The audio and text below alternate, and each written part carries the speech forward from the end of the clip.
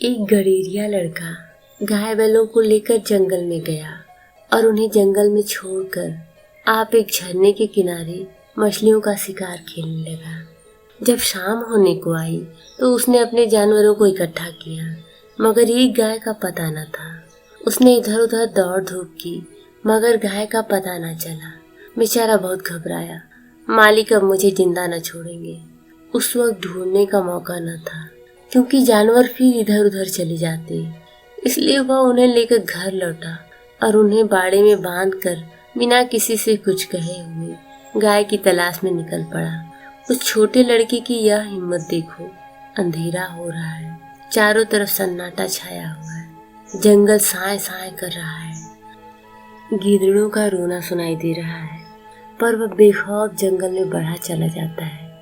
कुछ देर तक तो वह गाय को ढूंढता रहा, लेकिन जब और अंधेरा हो गया तो उसे डर लगने लगा। जंगल में अच्छे अच्छे आदमी डर जाते हैं, उस छोटे से बच्चे का कहना ही क्या, मगर जाए कहाँ। जब कुछ न सूझा तो एक ऊंचे पेड़ पर चढ़ गया और उसी पर रात काटने की ठानी।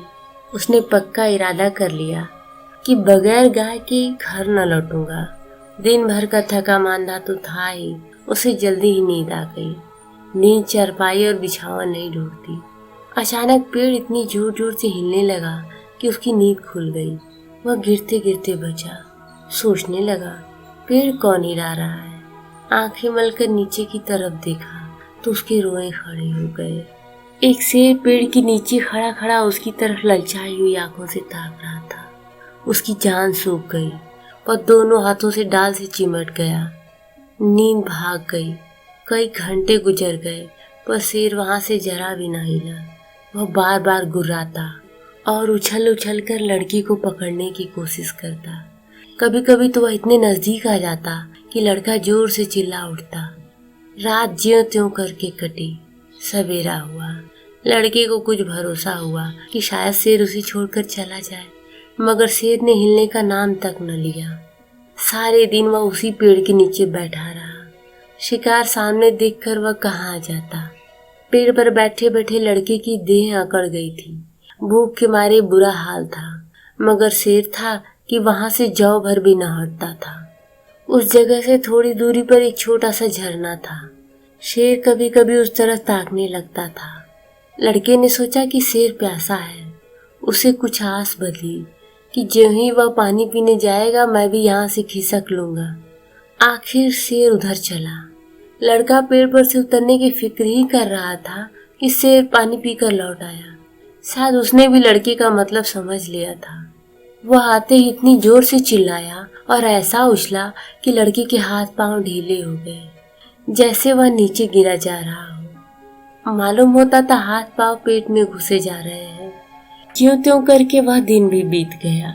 ज्यों ज्यों रात होती जाती थी, शेर की भूख भी तेज होती जाती थी। शायद उसे यह सोच सोच कर गुस्सा आ रहा था कि खाने की चीज सामने रखी है और मैं 2 दिन से भूखा बैठा हूँ। क्या आज भी एकादशी रहेगी? वह रात भी उसने ताकते ही बिताई। तीसरा दिन भी निकल आया। मारे भूख के उसकी आंखों की तितलियां उड़ने लगी। डाल पर बैठना भी उसे मुश्किल होने लगा। कभी कभी उसके जी में आता कि शेर मुझे पकड़ ले और खा जाए। उसने हाथ जोड़कर ईश्वर से विनय की, भगवान क्या तुम मुझ गरीब पर दया ना करोगे? शेर को भी थकावट मालूम हो रही थी।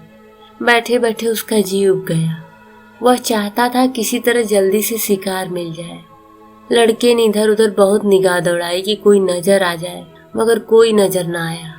तब वह चिल्ला चिल्ला कर रोने लगा, मगर वहां उसका रोना कौन सुनता था। आखिर उसे एक तदबीर सूझी। वह पेड़ की फुनगी पर चढ़ गया और अपनी धोती खोलकर उसे हवा में उड़ाने लगा कि शायद किसी शिकारी की नजर पड़ जाए। एकाएक वह खुशी से उछल पड़ा। उसकी सारी भूख, सारी कमजोरी गायब हो गई। कई आदमी झरने के पास खड़े उस उड़ती हुई झंडी को देख रहे थे। शायद उन्हें अचंभा हो रहा था कि जंगल के इस पेड़ पर झंडी कहाँ से आई। लड़के ने उन आदमियों को गिना, 1 2 3 4। जिस पेड़ पर लड़का बैठा था वहां की जमीन कुछ नीची थी। उसे ख्याल आया कि अगर वे लोग मुझे देख भी ले तो उनको यह कैसे मालूम होगा कि इसके नीचे 3 दिन का भूखा शेर बैठा है। अगर मैं उन्हें होशियार न कर दूं तो यह दुष्ट किसी न किसी को जरूर चढ़कर जाएगा। यह सोचकर पूरी ताकत से चिल्लाने लगा। उसकी आवाज सुनते ही वे लोग रुक गए और अपनी अपनी बंदूकें संभाल कर उसकी तरफ ताकने लगे। लड़के ने चिल्लाकर कहा, होशियार रहो, इस पेड़ के नीचे एक शेर बैठा हुआ है। शेर का नाम सुनते ही वे लोग संभल गए।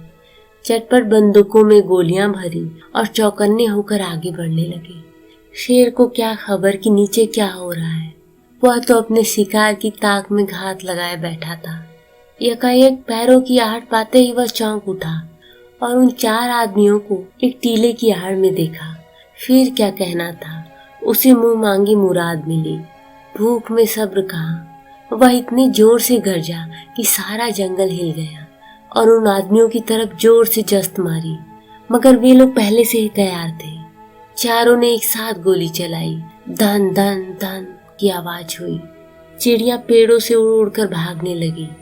लड़के ने नीचे देखा, सिर जमीन पर पड़ा था। वह एक बार फिर उछला और फिर गिर पड़ा। फिर वह हिला तक नहीं। लड़के की खुशी का क्या पूछना, भूख प्यास का नाम तक न था। चटपट पेड़ से उतरा तो देखा सामने उसका मालिक खड़ा है। वह रोता हुआ उसके पैरों पर गिर पड़ा। मालिक ने उसे उठाकर छाती से लगा लिया और बोला, क्या तू 3 दिन से इसी पेड़ पर था? लड़के ने कहा, हाँ, उतरता कैसे, शेर तो नीचे बैठा था।